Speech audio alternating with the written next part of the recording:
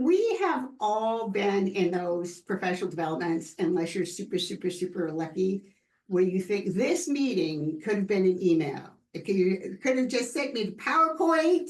I confess to being one of those people that sometimes turns my camera off and puts it on mute and spends the time cleaning my office, right? We're going to try not to be that. We're going to try to end with, at the end of these sessions, that you say, this is something I could really use in my classroom. Or at the very least, this is really interesting, but hopefully this is something I could really use in my classroom. And even if you share, what do you teach? I teach fourth grade. And how about you, Sharissa? I'm at Office Max. I'm sorry. I'm trying to multitask, but I'm an education consultant. Believe me, I have been there. You could just put stuff in the chat too. Enjoy your at the university, educating new educators. Correct. Pre-service and in-service teachers. So even though we are across the board, because it's the Library of Congress and a lot of these resources you're going to look at, they are, like the Library of Congress, I think, has 6 million pieces. So I would be very surprised if you did not find something in there that you could use. And to get credit, you need to either turn in game design or a lesson plan.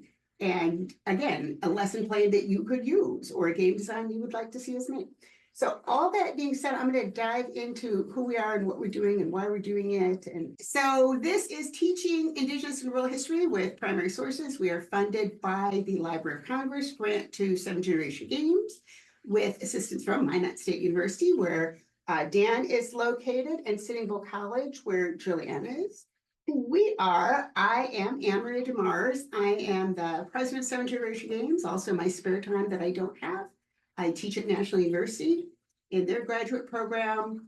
I have been making educational games for 10 years, and I have taught math, everything from 5th graders to doctoral students.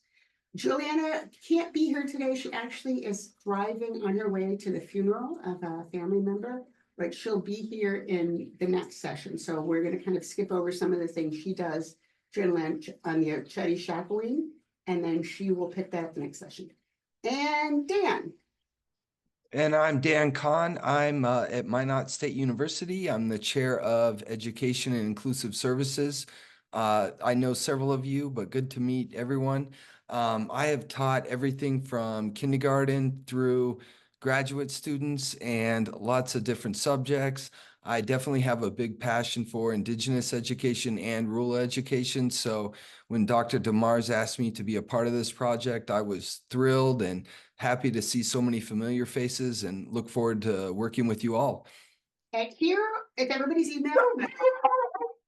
So let's start off with why we are doing this. I think we've all had that experience of the students who are just not doing any of the work. Juliana and I did a couple of research projects through the National Science Foundation where we went and we interviewed teachers around the country.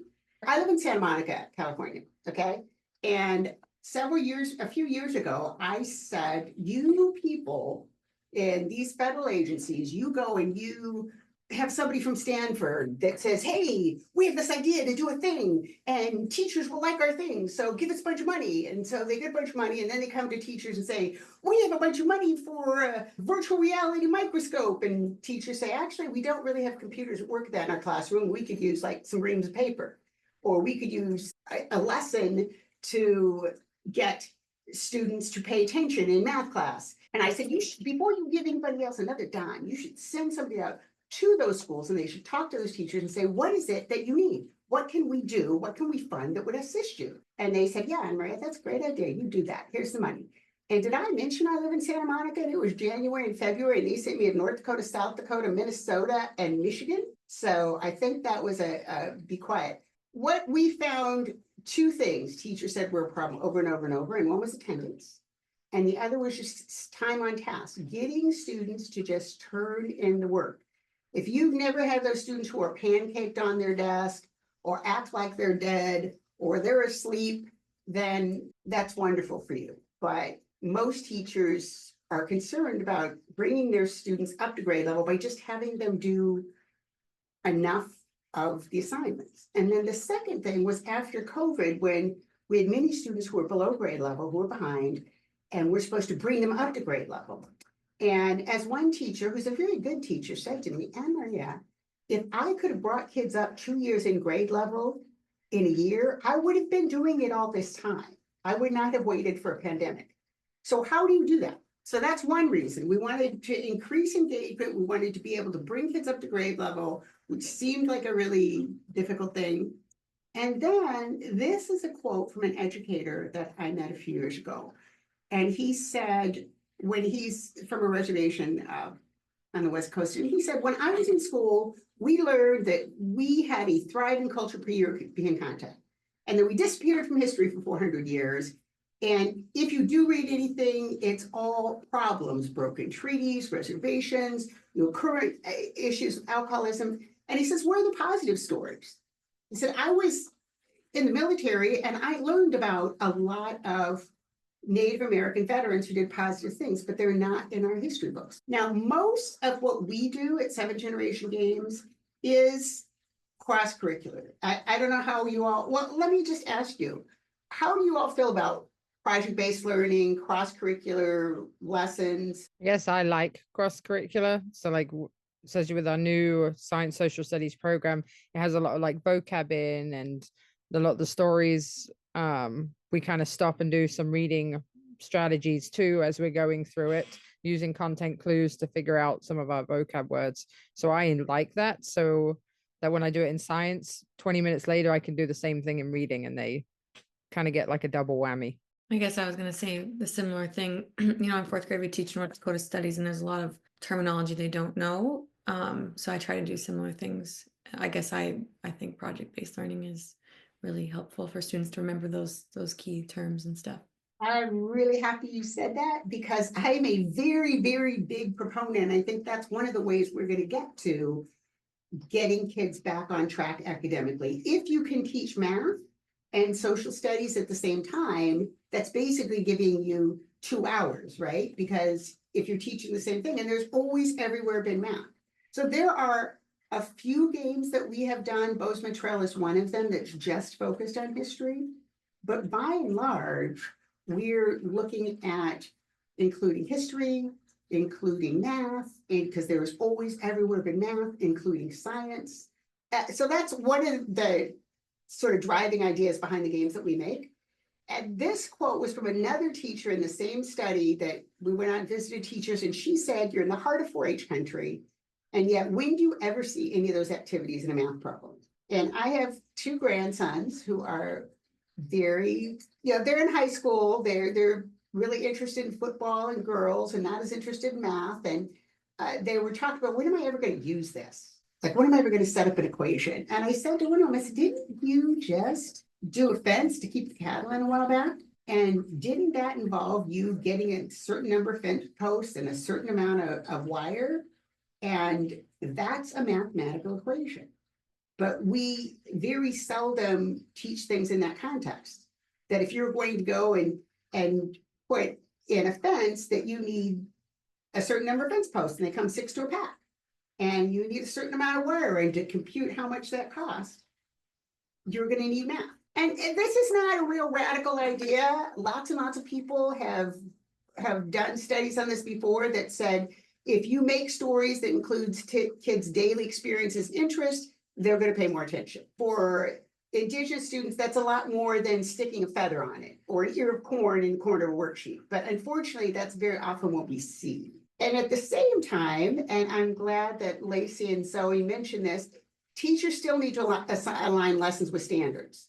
So you could say all the things in the world about cross-curricular instruction and making things relevant, but when I was teaching math, every few years, somebody from the state would come through, and I needed to have my lesson plans, and I need to show what standard I was teaching. So what we've tried to do in coming up with lessons is always have, this is what standard it's being taught. And the other thing that we realized, so you'll see some examples of this shortly, is that teachers don't have money or extra resources. They don't have time to track down free stuff very often. So you're going to do some tracking down here and get credit for it. But whenever anybody comes to my office and says, all the teacher needs to do is, I send them back out to rethink that, because the teacher has got enough to do. So if we're setting up lessons for teachers that they need to give a presentation, there's the presentation. You can download it, you can modify it. But if you are sick with if your baby has the chicken pox and you need to call in, everything is set up there. You can turn it over to a sub. So that's what we try to do. Despite the appearance, I did not make it up as I go along. We are going to today, number one, learn about Library of Congress resources. Number two, go over briefly Native American resources that could be used in teaching. So a little bit from the Ochetti Shakowin essential understandings. Juliana will do more of that the next time. We're going to look at some resources that teachers can use to teach with primary sources and brainstorm some ideas for a game that we will make that can be, well, we as in our company will make. If you guys want to make a game, that's cool. Call me up if you need a job. The purpose of this is to design games with teachers and then make them. And we are funded to make games on Indigenous and Rural History. Now, the last game that we made was about Native American veterans, nearly all of whom lived in rural communities like Hart Butte, Montana.